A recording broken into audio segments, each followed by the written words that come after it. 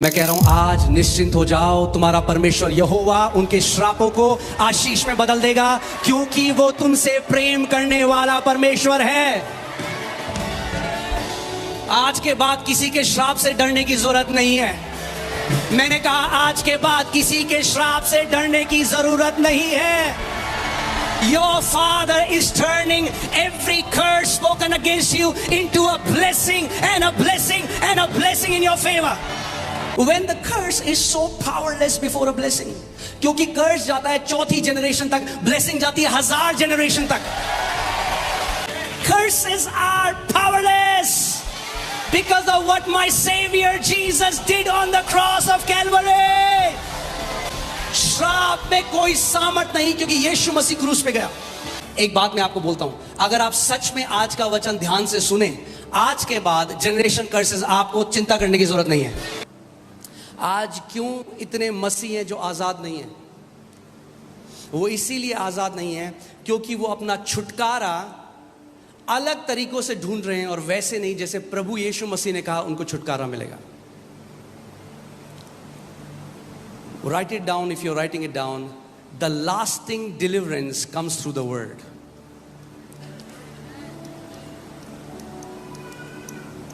The lasting deliverance comes through the word.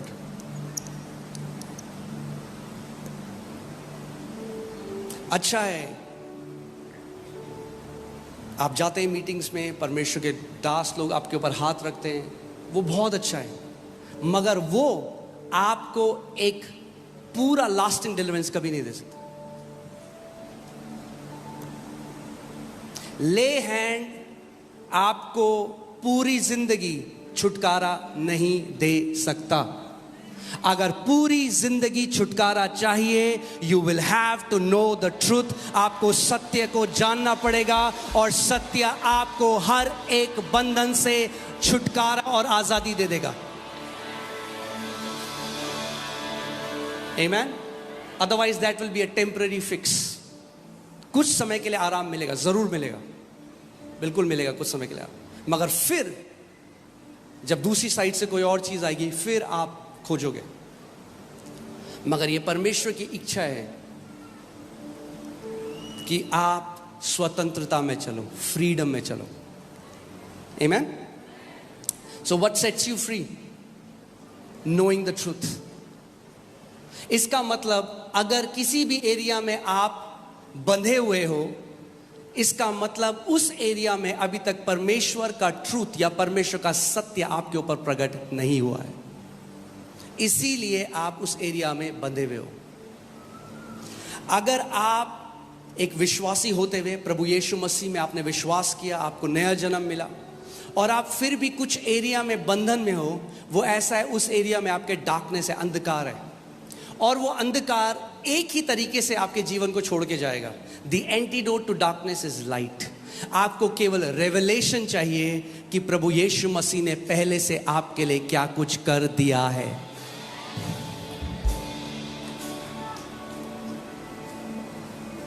Amen? So अगर मैं बोलूं सबसे बड़ा रेवलेशन, सबसे बड़ा प्रकाशन आपको है जो आज क्या चाहिए? सबसे बड़ा प्रकाशन आपको ये चाहिए कि प्रभु यीशु मसीह ने आपके लिए क्रूस पे क्या कर दिया। Amen? So आज हम जो डॉक्ट्रिन के बारे में बात करेंगे वो है जनरेशनल कर्स। बहुत फेमस डॉक्ट्रिन है, और मुझे पता है कुछ आपसे शायद आज लोग मुझसे नाराज भी हो जाएं, पर ठीक है, वैसे भी मैं आपको खुश करने के लिए नहीं आया हूं। मैं सत्य बताने के लिए आया हूं, जो सत्य आपको आजाद करेगा। मैंने कहा अगर आप सत्य को जानोगे, सत्य आपको आजाद कर देगा। नहीं तो भागते रहोगे एक जगह से दूसरे जगह जिंदगी भर, और कहोगे श्राप नहीं टूटे हमारे। आमीन? मैंने आपको क्या बोला है? कई बारी हम क्या करते हैं, जब हम किसी बड़े परमेश्वर के व्यक्ति को, when a big man of God preaches something, हम लोग क्या करते हैं, बिना परखे उसको क्या कर लेते हैं, खा लेते हैं। मेरा जीवन उस दिन बदलना शुरू हुआ जब मैंने एक कमिटमेंट किया, एक डिसीजन लिया। मैंने कहा प्रभु, चाहे कोई भी परमेश्वर का बंदा प्रचार करे, अगर तेरे वचन के विरोध में बोलेगा तो मैं नहीं मानूंगा। और आपको भी आज बोलता हूं, अगर मैं परमेश्वर के वचन के विरोध में कुछ बोलूं तो मत मानना। आमीन। क्योंकि परमेश्वर ने अपने नाम से भी ऊंचा अपने वचन को किया है। सो आज ये जो पीढ़ी दर पीढ़ी, आप जानते हैं बहुत फेमस टॉपिक है, बहुत कॉन्फ्रेंसेस होती हैं इसके अराउंड, बहुत बुक्स बिकती हैं इसके अराउंड, स्पिरिचुअल वॉरफेयर में बहुत माना जाता है। मगर आज हम वचन से देखेंगे कि सच में ये जनरेशनल कर्ज है क्या, कैसे हम इसको तोड़ सकते हैं, कैसे हम इससे छुटकारा पा सकते हैं। तैयार हैं आप? एक बात मैं आपको बोलता हूं, अगर आप सच में आज का वचन ध्यान से सुने, आज के बाद जनरेशन कर्सेस आपको चिंता करने की जरूरत नहीं है। आमीन। सो ये जो टीचिंग आई पीढ़ी दर पीढ़ी की श्राप या जनरेशन कर्स, ये कहां से आई? चलते हैं पुराने नियम में, एक्सोडस 25 20 का 5, निर्गमन 20 उसकी 5वीं और 6वीं आयत। इसमें लिखा है, तू उनको दंडवत न करना, ना उनकी उपासना करना, क्योंकि मैं तेरा परमेश्वर यहोवा जलन रखने वाला परमेश्वर हूं, और जो मुझसे बैर रखते हैं उनके बेटों, पोतों और परपोतों और पोतों को भी पितरों का दंड दिया करता हूं, और जो मुझसे प्रेम रखते हैं और मेरी आज्ञाओं को मानते हैं उन हजारों पर करुणा किया करता हूं। आमीन। तो ये है मेन, और भी है पर मेन स्क्रिप्चर जिससे ये टीचिंग आई है पीढ़ी दर पीढ़ी श्राप की, वो ये है। सबसे पहली बात तो मैं बहुत क्लैरिफाई कर दूं आपको, प्रभु कह रहा है जनरेशन कर्स उनके लिए हैं दोज हु हेट हिम। कोई है यहां पे जो यीशु से नफरत करता है? Then this verse doesn't apply to you. It's there. What does it say? Go back, 5वीं आयत में जाओ। Of those who hate me, जो मुझसे बैर रखते हैं। प्रभु कह रहा है जो मुझसे मेरे बैरी हैं, जो मेरे विरोध में कार्य करते हैं, उनके मैं बच्चों और उनको दंड देता हूं। क्यों आज इतनी फेमस है ये टीचिंग जनरेशन कर्सेस की, आपको पता है? क्योंकि आज तक हम समझे ही नहीं मसीह ने क्या किया हमारे लिए। आज भी कलीसिया, the church is standing on the wrong side of covenant. आज भी अधिकतर कलीसिया पुराने नियम में खड़ी है और नहीं जानती मसीह ने हमारे लिए कितना महान कार्य किया। इसीलिए आज बंधन में, इसीलिए आज गरीबी में, इसीलिए आज डिप्रेशन में है।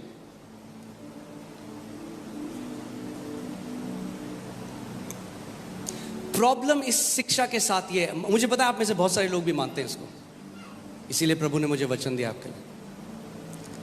प्रॉब्लम ये है पीढ़ी दर पीढ़ी श्रापों की शिक्षा में, जनरेशन कर्सेस की, कि जो कोई इस शिक्षा को मानता है वो कभी छुटकारा ऐसा लगता है उसे मिला ही नहीं है। क्योंकि आप उसे हर अलग कॉन्फ्रेंस में देखेंगे, फिर वो जाएंगे, पास्टर हमारे पीढ़ी दर पीढ़ी के श्राप तोड़ दो। अरे तो 6 महीने पहले तो गए थे कॉन्फ्रेंस में, टूटे नहीं गया? कितनी बार तोड़ोगे? नेवर एंडिंग हो जाता है डिलीवरेंस, नेवर एंडिंग। इस चीज के लिए नहीं बुलाया मसीह ने हमें। बाइबल कहती है it is for freedom Christ has set us free. स्वतंत्रता के लिए, आजादी के लिए मसीह ने हमें आजाद किया है। आमीन। आप जानते हैं teachings like this have robbed the church of their inheritance. ऐसी शिक्षाओं ने परमेश्वर के बेटे और बेटियों से उनकी मिरास को छीन लिया है। आपको आइडिया नहीं है कितना मुझे हेट मिलने वाला इस शिक्षा के बाद, पर इट्स ओके। मुझे प्रभु ने सत्य प्रचार करने के लिए बुलाया।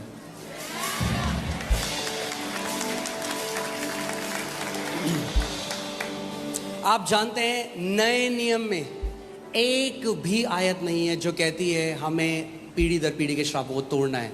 सो जो ये सिखाता है उसको कहाँ जाना पड़ता है? पुराने नियम में।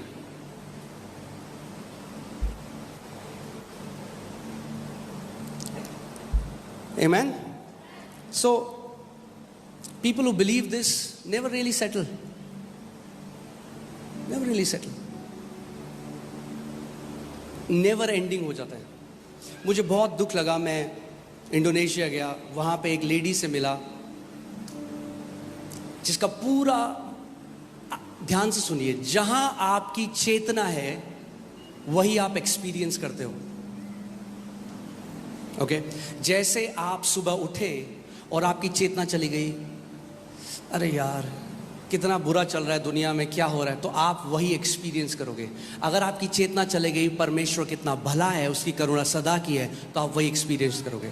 सो परमेश्वर भी आपकी चेतना के पीछे है और शैतान भी आपकी चेतना के पीछे. आमीन.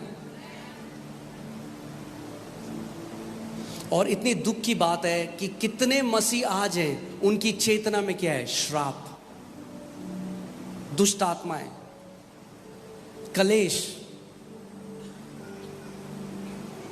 और वही वो एक्सपीरियंस करते हैं. सो क्योंकि अगर देखिए Bible says we who believe have entered the rest. अगर आप सही विश्वास करते हो, उसका प्रगटीकरण यह है कि आप विश्राम में प्रवेश कर जाओगे. सो क्या है, कई लोगों को सिखाया जाता है, अब तुम्हारे बाप ने जो पाप किया, उस आपके दादा ने, आपके परदादा ने, उसके दादा ने, उसके बाप ने, अब आप सब का पश्चाताप करो. भैया मुझे क्या पता मेरे परदादा ने क्या किया?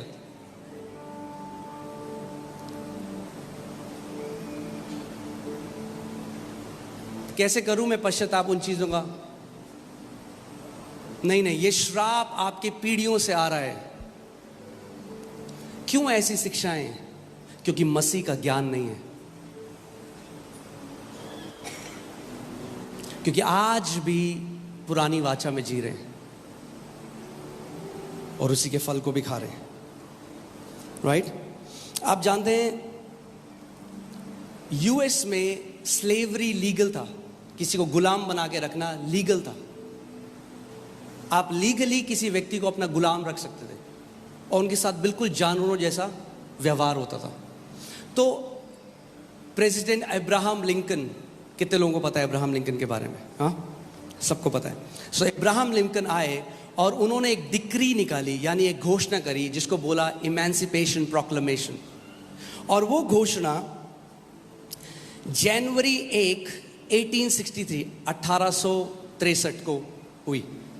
और उस घोषणा में यह लिखा था कि आज से कोई भी व्यक्ति गुलाम नहीं रहेगा, सबको आजाद कर दिया जाए. क्या हुआ? यह घोषणा निकाल दी गई. तो इलीगल हो गया अब गुलाम होना, क्योंकि सरकार ने, प्रेसिडेंट ने उस कंट्री के ये घोषणा कर दी. पर आप जानते हैं उसके 100 साल तक गुलाम थे लोगों के. आप जानते हैं क्यों थे वो गुलाम? क्योंकि उनको ज्ञान नहीं था कि हमारे लिए छुटकारे का वो डिक्लेरेशन हो चुका है. आज इतने सारे मसीह गुलाम हैं क्योंकि नहीं जानते कि क्रूस में यीशु मसीह ने कहा, इट इज फिनिश्ड, पूरा हुआ. Amen. It is finished का मतलब it is finished. Hallelujah.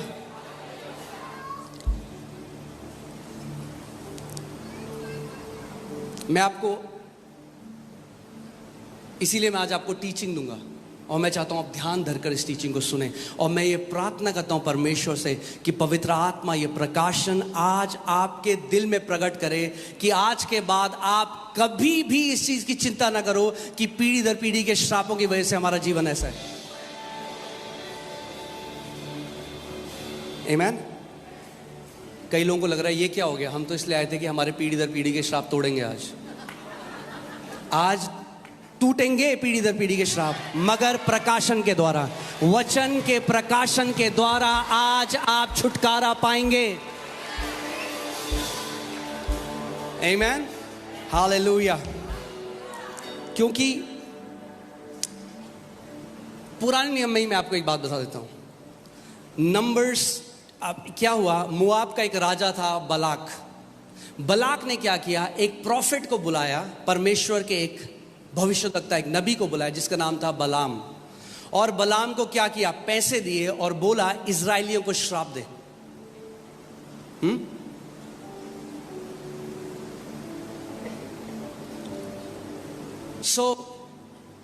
बलाम जो नबी है वो पहाड़ पे खड़ा हो गया और देख रहा है इजराइलियों को। अब पैसे ले लिए तो श्राप देना है, तो मुंह खोला श्राप देने के लिए, मगर आशीषें निकलने लग गई।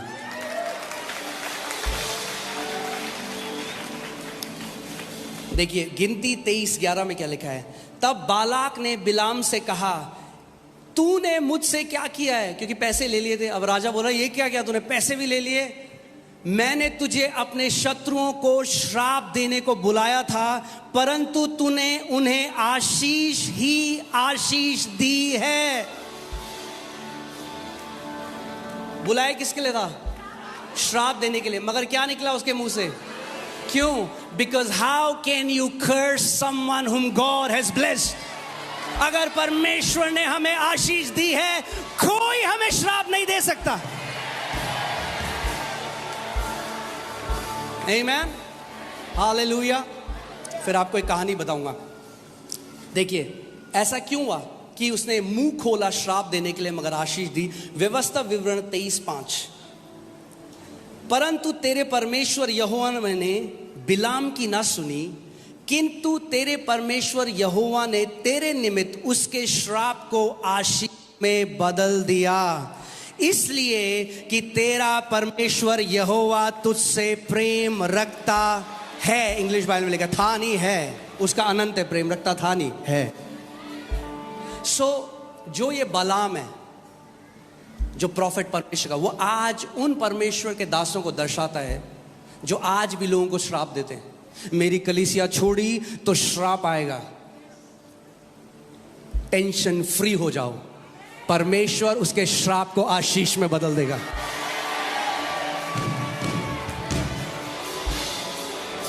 आमीन। आप परिवार हो, मगर याद रखना जिस दिन मन करे दरवाजा खुला है और आपको आशीष देकर हम रिलीज करेंगे। मिनिस्ट्री मैनिपुलेशन से नहीं हो सकती।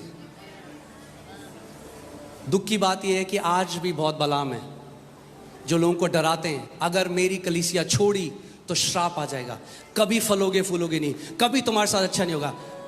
मैं कह रहा हूं आज निश्चिंत हो जाओ, तुम्हारा परमेश्वर यहोवा उनके श्रापों को आशीष में बदल देगा, क्योंकि वो तुमसे प्रेम करने वाला परमेश्वर है।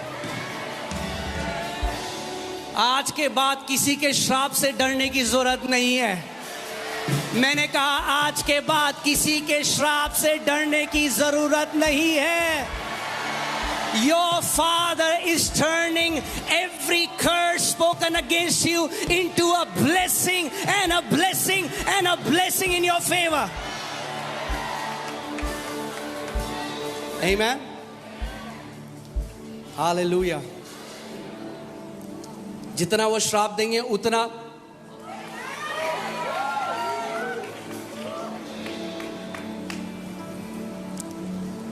Amen. मगर अगर आपने मान लिया और आप उस डर के अंदर आ गए, क्योंकि डर एक दुष्ट आत्मा है, तो आपके साथ वही होगा जो वो कहते हैं। इसीलिए हमें जाननी है हमारी मिरास मसीह में क्या है। ऐसे एक परमेश्वर के दास के पास में गया, मैंने कहानी आपको पहले बताई है, कुछ नए लोग हैं, और परमेश्वर ने मुझे अफ्रीका जाने के लिए कहा था, बट उन्होंने भविष्यवाणी दी कि परमेश्वर नहीं चाहता कि तू जाए। और जब मैं घर में आया, इसीलिए बाइबल कहती है हर एक भविष्यवाणी को क्या करो, परखो, because some prophecies and some प्रोफेलाई।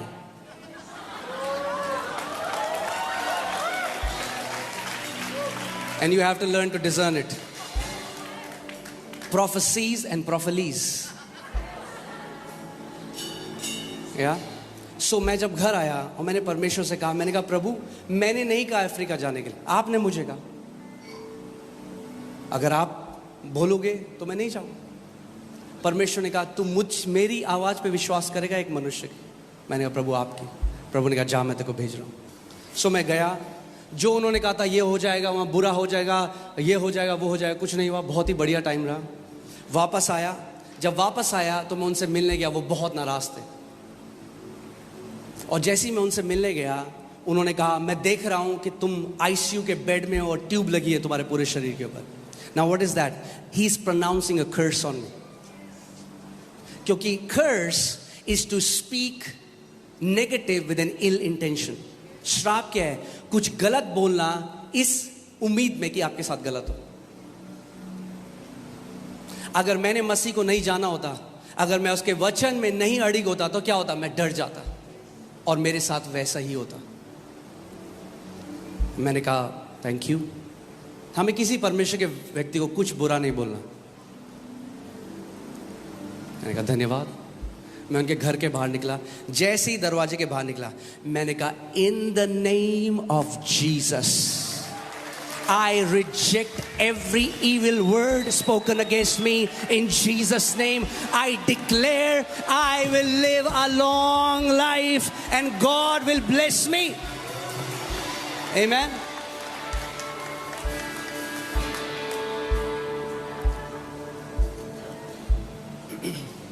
केवल अगर कोई बोल दे यहोवा कहता है, इसका मतलब ये नहीं कि यहोवा कहता है, क्योंकि वही यहोवा आपके अंदर भी रहता है।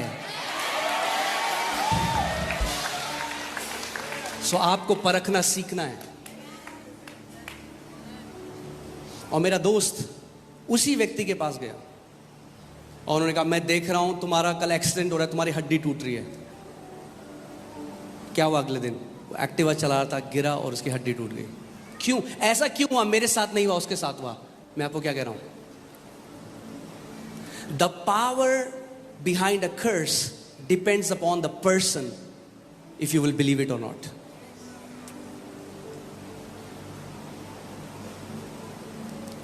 Amen. So अब आपको एक ऐसी चीज बता रहा हूं जो ढक्कन खोलने वाली। तैयार हैं आप? Believing that you are under a generational curse brings you under a generational curse. ये मानना कि आप पीढ़ी दर पीढ़ी के श्राप के अधीन हो, वो मानना ऐसा आपको लेकर आता है श्राप के अधीन। क्यों? क्योंकि यीशु ने कहा जैसा तेरा विश्वास है वैसा ही तेरे साथ होगा।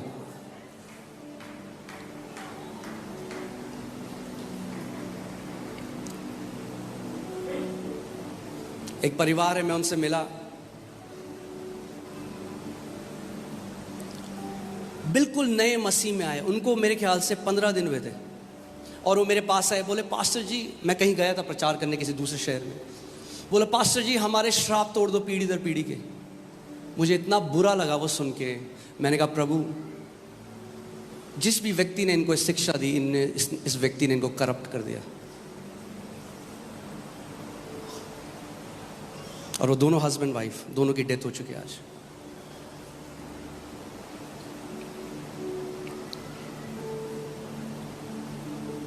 आज भी हमें बहुत कमेंट आए, पास्टर जी हमारे जनरेशनल कर्स तोड़ दो। हाँ, आज टूटेंगे सारे जनरेशनल कर्स। और आज के बाद आपको टेंशन लेने की जरूरत नहीं है। मेरे पीछे बोलो, जनरेशनल कर्सेस बाय बाय। बोलो पीढ़ी दर पीढ़ी के श्रापों bye bye. Amen, hallelujah. So, we need to change our thinking about generational curses. बहुत ज़रूरी है। मैंने आपको क्या बताया, जहां आपकी चेतना है वही आप एक्सपीरियंस करोगे। If you believe you're under a curse, you'll experience curse. If you believe you're under a blessing, you'll experience blessing. Amen? So, मसीह की देह में आज इतनी शिक्षाएं डर की वजह से दी जाती हैं। मुझे पता है ये मैसेज बहुत हेटफुल है कई लोगों के लिए, बिकॉज डिलीवरेंस मिनिस्ट्री में इसको टॉप में रखा जाता है। But we don't deliver people by breaking their curses, we deliver people by speaking the truth to them. सबसे बड़ा डिलीवरेंस सबसे बड़ा छुटकारा है परमेश्वर के वचन का सत्य लोगों को बताना। सो अब जो व्यक्ति अमेरिका में आज भी गुलाम था, आप एक घर में के गुलाम था, उसकी क्या जरूरत थी? उसको सत्य सुने। आप उसके बाद बोलो, भाई तुझे अब गुलामी में जीने की जरूरत नहीं है, क्योंकि घोषणा हो चुकी है कि अब सब गुलाम आजाद कर दिए जा चुके हैं। उठ, अपना राइट का इस्तेमाल कर। बोल उस व्यक्ति को कि अब तू मुझे गुलाम नहीं बना सकता। ऐसे ही सारे मसीहों को आज खड़ा होना है, शैतान को बोलना है, शैतान मैंने सत्य जान लिया है, अब मैं तेरी गंदी डिसेप्शन में नहीं आने वाला। शैतान का सबसे बड़ा हथियार जो है वो है डिसेप्शन, झूठ। वो झूठ का पिता है। मैं आपको बता रहा हूं कितने मसीह लोग समय से पहले मर गए इस डॉक्ट्रिन की वजह से। और मैं आपको बताऊं कितने मेरे ऐसे दोस्त थे जो मिनिस्ट्री में आज, उन्होंने मुझसे टाई कट कर ली क्योंकि मैं इसको मानता हूं। वो बहुत स्ट्रांग है उस पर, तो उन्होंने बोलते ना कन्नी काट ली। मगर जब तक जिंदा रहूंगा सत्य में मिलावट तो नहीं आने दूंगा।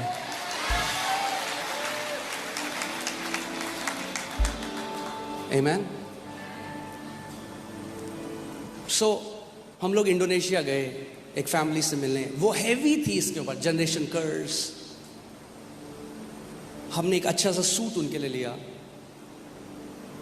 हम उनके घर गए, हमने उनको सूट दिया, तो उन्होंने सूट ऐसे देखा, बिस्तर में रख दिया। कह रही, ये देख रहे हो आप, इसमें एक दुष्ट आत्मा का चेहरा दिख रहा है, इस जो कढ़ाई हो रही है। ये होता है उन मसीहों का हाल। उन्हें हर जगह दुष्ट आत्माएं दिखाई देती हैं। क्यों? क्योंकि दिमाग के अंदर इन टीचिंग्स ने करप्ट कर दिया उनके दिमाग को। Wrong teachings have robbed Christians. गलत शिक्षाओं ने मसीहों को, उनकी जो मिरास है वो चुरा ली है उनसे। हर जगह दुष्ट आत्माएं दिखाई देती हैं। अरे भैया, दुष्ट आत्माएं कितनी हैं? 1/3 स्वर्गदूत गिराए गए, यानी 2/3 हमारी तरफ हैं। ज्यादा स्वर्गदूत दिखने चाहिए या ज्यादा दुष्ट आत्माएं दिखनी चाहिए? स्वर्गदूत भी देखा करो कभी, क्यों दुष्ट आत्माएं देखते रहते हो हर समय? मैं अपने कमरे में कल रात प्रे कर रहा था, और जैसे मैं प्रे कर रहा था रात को, हमारे घर पे एक वो डस्टबिन है जो मोशन सेंसर है। अगर आप उसके पास जाओगे तो वो खुल जाएगा। तो वो बिल्कुल उतना दूर था जिधर वो स्पीकर रखा है, और मैं यहाँ पे था, और मैं टंग्स में प्रे कर रहा था। तब तक वो खुलने लगा, बंद होने लगा, खुलने लगा, बंद होने लगा। अब अगर मेरी चेतना के अंदर दुष्ट आत्मा है, मैं कहूँगा मम्मी। मैंने क्या किया? मैंने कहा हाँ हाँ मुझे पता है, मेरा स्वर्गदूत है वहां पे। भाई स्वर्गदूत क्यों नहीं कर सकते? ओह हमारा पंखा चलने लगा। स्वर्गदूत नहीं चला सकता आपका पंखा, दुष्ट आत्मा ही चलाएंगे। स्वर्गदूत कह रहा है भाई मैं भी हूं, इस्तेमाल कर, मेरा वचन बोल।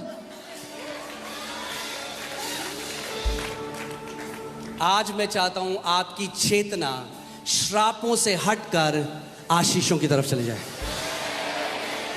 May the Lord turn your consciousness from curses to blessing, from death to life in Jesus' name. Amen. Hallelujah. बोलो I am blessed. Hallelujah. क्या आप कभी ये बोल सकते हो आज बहुत अच्छी सुबह और रात हो रही है? क्या आप ऐसा बोल सकते हो आज मैं बहुत भूखा हूं और बहुत पेट भरा है मेरा? आप ये बोल सकते यहां पे बहुत उजाला है और बहुत अंधेरा है? I don't understand this.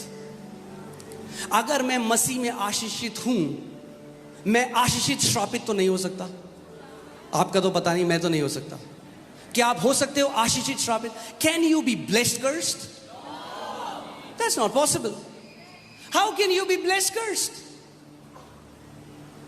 When the curse is so powerless before a blessing, क्योंकि कर्स जाता है 4थी जनरेशन तक, ब्लेसिंग जाती है 1000 जनरेशन तक।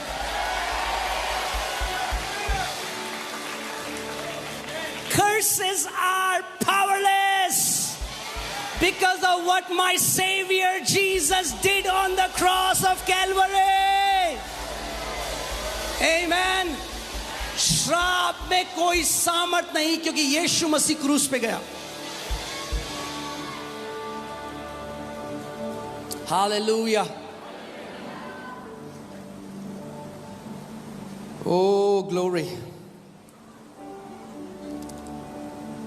So, मैं फिर से रिपीट करता हूं. Believing that you're under a generational curse brings you under a curse. क्या? ये मानना कि आप पीढ़ी दर पीढ़ी श्रापों के अधीन हो, ये मानना आपको श्रापों के अधीन लेके आ. Because in the new covenant, it's about believing. If you believe the truth, you will experience the truth. If you will believe the lie, you will experience the lie. मैं आपको बताता हूं, एक बारी एक फनी स्टोरी आपको बताता हूं. हम लोग नया नया मैं प्रभु में आया था, और हम लोग, मेरा एक दोस्त है, उसकी छत में हमने सोचा हम नाइट स्टे आज करेंगे. 5-6 लड़के थे, नए नए यूथ टीम में थे चर्च में. कलीसिया के बाद हमने सोचा आज हम रात को यहाँ सोएंगे, तो सब वहाँ सो गए.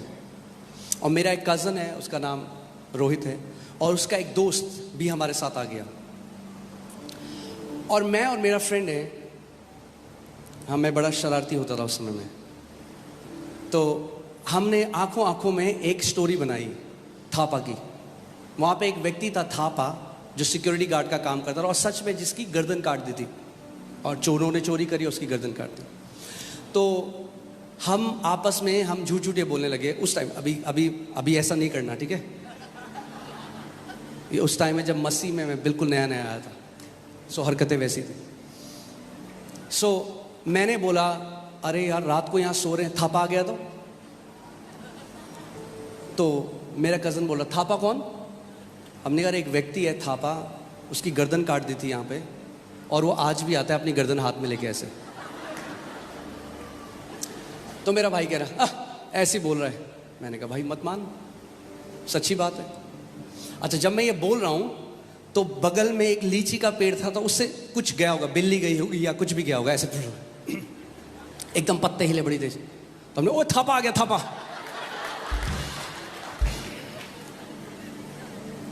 तो मेरा भाई कह रहा, अरे मजाक करो तो मजाक करो. मैं कह रहा भाई सच में मजाक नहीं कर रहे. फिर जिसका घर था उसने कहा मैं नीचे सोने जा रहा हूँ, तो चला गया. हमने कहा देखा, उसका घर है, वो नहीं सो रहा हमारे साथ. क्या गढ़ रहे हैं वो और मैं, क्या गढ़ रहे हैं? एक झूठ जिसमें कोई सच्चाई नहीं है. मगर क्या हुआ, हल्के हल्के जब हम बोलते रहे, वो लोग कन्विंस हो गए. क्योंकि किसी बात को अगर आप बार बार सुनते रहोगे तो आप मान लोगे कि वो सत्य है. इसीलिए बार बार सत्य को सुनना बहुत जरूरी है. तो क्या हुआ, जब बार बार हम उस बात को बोलते रहे, जो मेरे कज़न का जो दोस्त आया था वो मान गया कि सच में ऐसा है. और झूठ का प्रकटीकरण क्या हुआ, उसको वॉमिट्स आने लग गए. Fear will paralyze you. Fear will bring symptoms in your body. करने लगा, मेरी तबीयत खराब हो रही है, मुझे ऐसा लग रहा है मेरे को सांस नहीं आ रही है. What happened? Was there any truth? क्या कुछ सच्चाई थी जो हमने कहा था? नहीं. मगर क्योंकि उसने एक झूठ पर विश्वास किया, वो झूठ को एक्सपीरियंस करने लगा. अगर आप झूठ पर विश्वास करोगे, अरे पास्टर आपको नहीं पता, मेरे परदादा शराब पीते थे, मेरे पापा भी शराब पीते थे, देखो मैं भी शराब पीता हूं आज. ये जनरेशन कर्स नहीं है, ये जनरेशनल पैटर्न है. क्योंकि देखा आपने बचपन से, जो what you behold you become. अगर एक परिवार में जहाँ पे कलेश होता है, और एक वाइफ है जो अपने हस्बैंड को ऑनर नहीं करती, उल्टा सीधा बोलती है, और बच्चे पैदा हुए, एक बेटी भी, उसने ऐसे देखा, उसकी नज़र में ये है रिश्ता एक हस्बैंड वाइफ का. उसने देखा ऐसे एक बीवी अपने पति से करती है, जब उसकी शादी हुई वो भी वैसी करती है. फिर बोला देखो श्राप है. अरे श्राप नहीं है, वो जनरेशनल पैटर्न है. रैदर देन हम लोगों को सिखाएं कि सत्य क्या कहता है, हम कह रहे हैं आओ हम तोड़ो. टूटता ही नहीं है. टूटेगा कैसा जब है ही नहीं कुछ. मैं कहूँगा ये नारियल है यहाँ पे, तोड़ो नारियल, आओ तोड़ो.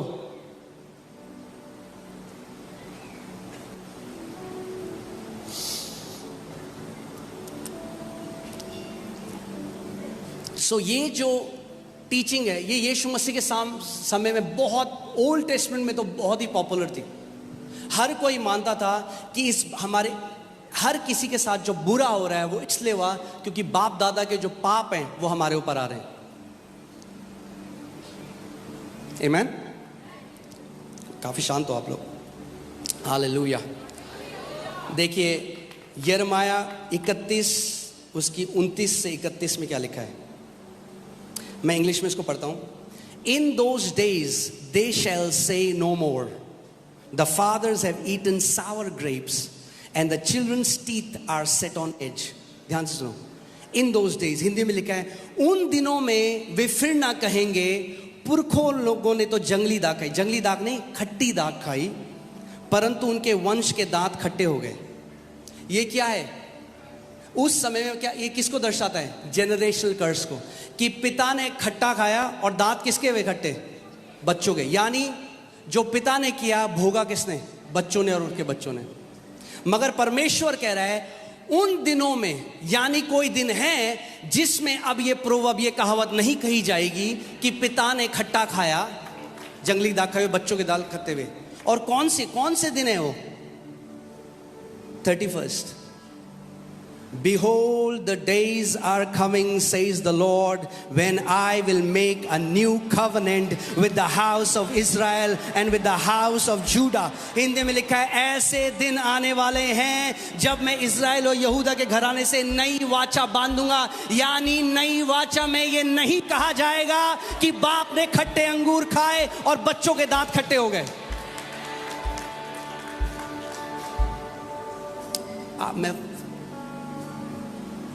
आप जानते हैं यीशु मसीह ने हमारे जनरेशनल कर्स भी अपने ऊपर लिए। आप जानते हैं कैसे? यहां पर ध्यान से देखिए इंग्लिश में क्या लिखा है, सावर ग्रेप्स। आप जानते हैं सावर ग्रेप्स से क्या बनता है? सावर वाइन। और जब वो क्रूस में था तो उसको सावर वाइन दी गई। And he tasted the sour wine, he tasted the generational curses of every man alive on this earth. प्रभु यीशु मसीह ने जब उस खट्टी दाख रस को पिया, जब उसको टेस्ट किया तो उसने क्या किया? उसने अपने ऊपर ले लिए और फिर क्या कहा? It is finished. हालेलुया।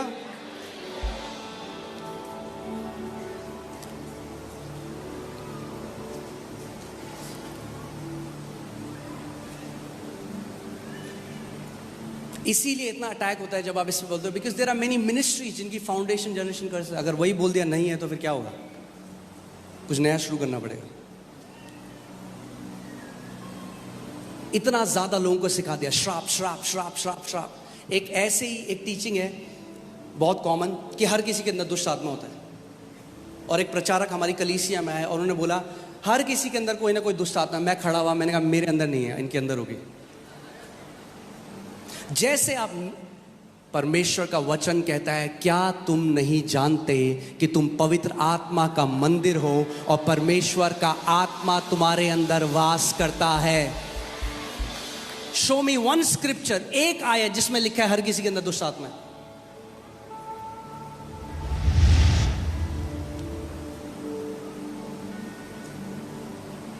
आपने देखा होगा यहां पे भी जब हम प्रेयर होती है, कोई दुष्ट आत्मा में चिल्ला रहे हैं, मैं रिब्यूक करता हूं, वो सेट फ्री हो जाता है। मगर जिंदगी भर के लिए सेट फ्री नहीं होगा। जिंदगी भर के लिए सेट फ्री तब होगा जब वापस आके वचन को सुनेगा और सत्य उसे हर एक बंधुआई से आजाद करेगा, वरना वापस वहीं चला जाएगा और दुष्ट आत्माएं वापस आ जाएंगी। और ये मैं उनकी बात कर रहा हूं जो मसीह में नहीं है।